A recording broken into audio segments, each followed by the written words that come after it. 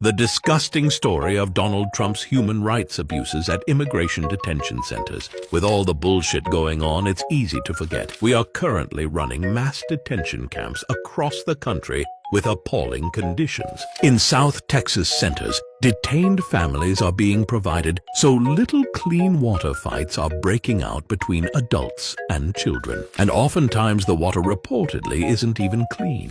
Children who have debilitating medical conditions are being denied doctor's care. A mother was denied milk to mix with formula for her 9-month-old baby, and she was told to use tap water, of which there simply isn't enough to go around. The water she was eventually able to get was dirty and gave her child 3 days of diarrhea, which, if you know anything about newborns, can be deadly. A child with cancer was denied his doctor's appointment. A different 9-month-old child was provided with so little food that they lost 8 pounds in a month. This isn't just in Texas. Detainees in California were served moldy food, are insanely overcrowded, sleeping on floors with no blankets or pillows, no access to prescribed medicines, no access to clean clothes, and no towels. In Florida, at the Chrome Detention Center, people are packed so tightly, at over 125% capacity, that multiple infections are spreading through the population like wildfire. Because ICE is already out of money, they're feeding detainees only 1 glass of water and a cup of ice per day. Conditions at Chrome are some of the worst in the nation, leading so far to 2 reported deaths. And all of these detention centers, staff are speaking out to reporters but are deathly afraid of backlash, doing everything they can to hide their identities while trying to get the word out about the actual human rights abuses we as a nation are inflicting on people detained in our care. It is a complete and total moral failure of us as a nation, and regardless of your political leanings, if we continue to do nothing, we are all culpable. The disturbing story of the MAGA Civil War. Whoever wins, we lose. We all watched the slap fight between Tucker Carlson and Ted Cruz, and it was very funny. But it was also a symptom of something we've been warning about for over a year now. This was information warfare being fought between Israeli Mossad and the Russian SVR. See, Russia needs Iran. They supply oil, weapons, intelligence, lots of things that are needed in their war against Ukraine. And Israel has wanted to wipe Iran out for decades. Both have dug their hooks into the Republican Party. Both have compromising material on Donald Trump. And until now, both were happy to manipulate Donnie and his cadre of losers together. Now, they're at a breaking point. Tulsi Gabbard breaking ranks and attempting to defend Iran in opposition to Donnie? That's Russia using one of its pawns to make a move. Sean Hannity becoming suddenly pro-war, advocating for direct U.S. action. That's Israel giving him and most of Fox very specific marching orders. And suddenly Steve Bannon is calling for investigations into Fox, his former ally. Tucker, who made a fawning pro-Russian propaganda film recently, he's been told to tear down Cruz specifically to dampen enthusiasm for the invasion. These moves are not hidden, and they are not subtle. The worst part of it isn't Americans making decisions about American policy anymore. It is 2 nations whose only interests are their own, and who have dug hooks deep into the Republican Party. Through influence, through money, through threats and spying. We are no longer in the driver's seat of our own nation. Instead, it's Russia and Israel fighting over the wheel while we speed 100 miles per hour at an oncoming wall. Whoever wins, we lose. The depressing story of Lil Donnie being 100% responsible for the situation in Iran. Donnie is a narcissist. We all know this. His own supporters admit it. And it drives his every motive. He sees himself as the best negotiator who ever negotiated anything ever. So when the single greatest peace talk in world history was done not by him, but by Obama, a man who he loathes with every fiber of his being, Donnie lost his little mind. Let's follow the dominoes.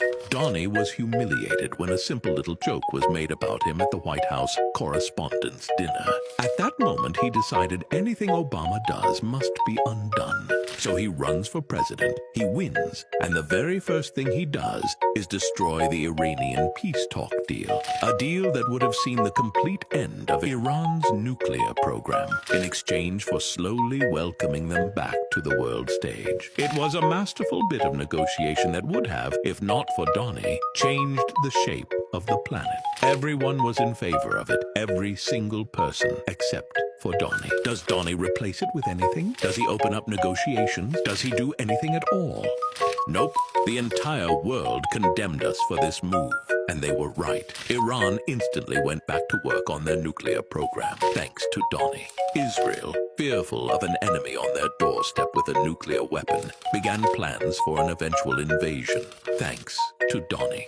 And now, we're about to enter a war, thanks to Donnie, while he screams that everyone needs to flee Tehran to avoid the consequences of Donnie's actions. Every single lost life is on his hands, because the baby we put in charge can't take a fucking joke. An exhaustive history of Doge, a very dumb idea that's destroying America.